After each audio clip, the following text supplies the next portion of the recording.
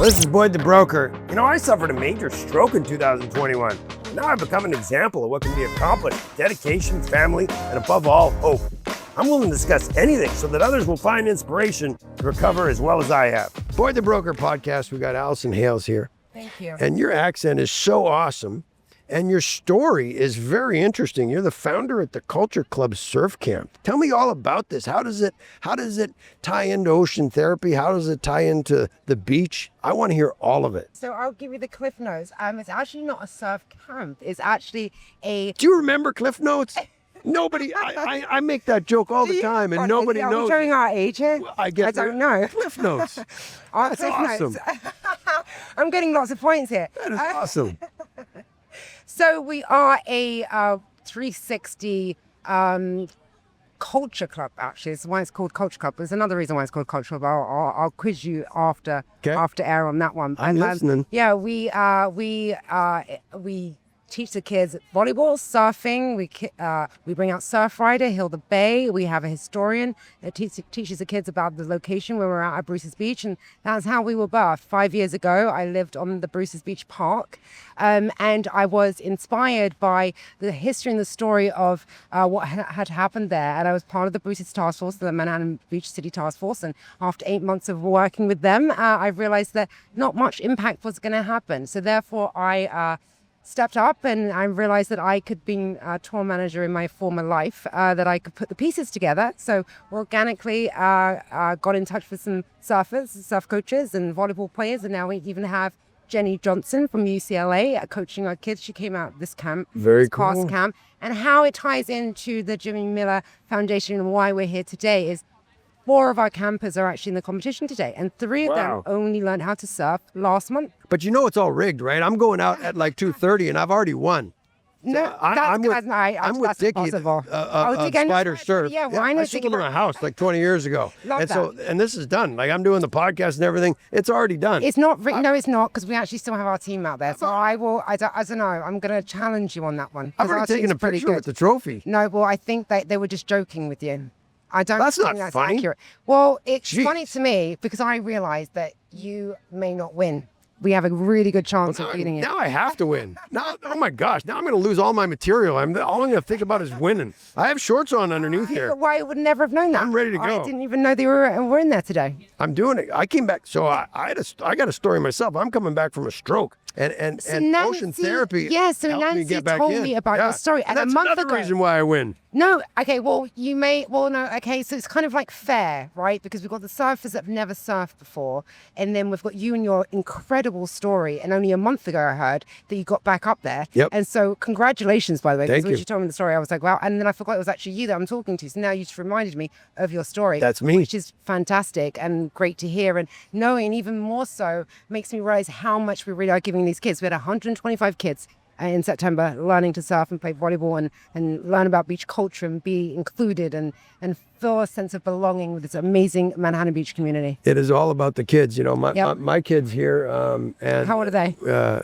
only got one. Okay. 18. He just started college. I love it. And you know, they see what we do, and everything that we do is being looked at, both good and bad, right? Yeah. And so I thought that when I was sick, that I was going to stunt my son's growth in high school. Interesting. And that he was going to, you know, I was in a stroller on the Strand, and I thought he's going to be worried about me, and he's going to, you know, his studies are going to come down and everything. Well, fast forward to me just not accepting anything and going through all my therapy. Seeing your persistence. And he just went off to Berkeley a month ago, right? There's the story. There's the story. And these kids are resilient. When you show them, you know, what is possible. They need to see that. Exactly. As a kid, I mean, life throws crazy things at you and it doesn't stop, right? Look, like it keeps coming at you. But what do? You get back up and you go, is that all you got? Exactly. And he saw his dad go, is that all you got? Beautiful. And now I'm going to go right through. And it's like, yeah, it's very humbling, actually. He wrote his essay on me to get into Berkeley. And it, like, you know, I was worried about how something would happen affect him. Totally. Yeah, But of course. it affected the positive. Whatever's negative, somehow you got to figure out to make it positive. Somehow. But it's not even somehow what I've realized even doing this book, because I'm not a surfer, I'm not a volleyball. I grew up in London, obviously, and then I spent 10 years in New York. And I've done triathlons. It's my only, I couldn't say I'm an ocean swimmer, but not. Do you eat bangers and mash? Absolutely. I love it. And fish and chips. Yes, I do. But no, the flip of it is courage. That's what I've learned. These kids, it's you had the courage. You're showing your son the courage. We're showing, the kids are showing the courage. We're showing him, giving them the opportunity to have some courage, and the rest is magic. You don't need to perform great. You don't need to look great. You don't need any of this. You just need to move forward. That's literally what all of our kids from all backgrounds, it doesn't matter. No. Opportunity, and then somebody in representation, because you obviously represented, giving him courage that he needs to, you're getting out there and getting up every day. You're not, succumbing to your circumstances. So then he hasn't got an excuse. And it's the same thing with these kids. We are saying, you know what, here's the opportunity. And they are jumping at it. They love it. Now he wants to take over my real estate company. So when he's done Berkeley, it's gonna be Kai the Broker Real Estate. I'm okay with that. He can have it. Yeah, family that's business. Great. I'm very happy. Tell me a happy little too. bit more about the kids, where they come from, and what they're learning, and what you've seen with with their development. We actually serve 4 districts in LA County at this point.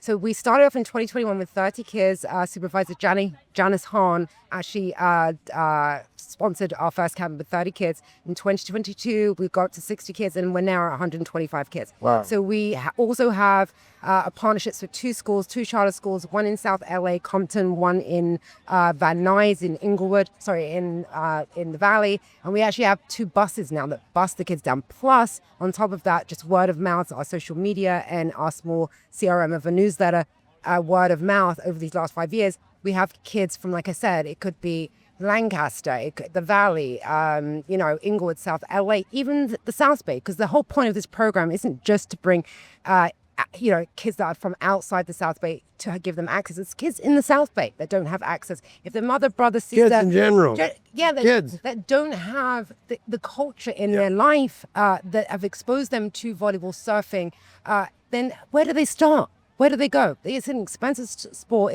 It's not easy accessible because you need to, it's scary out there. And so we provide all of that. And we've had kids, that have come back, like Antonio, who's in the competition today.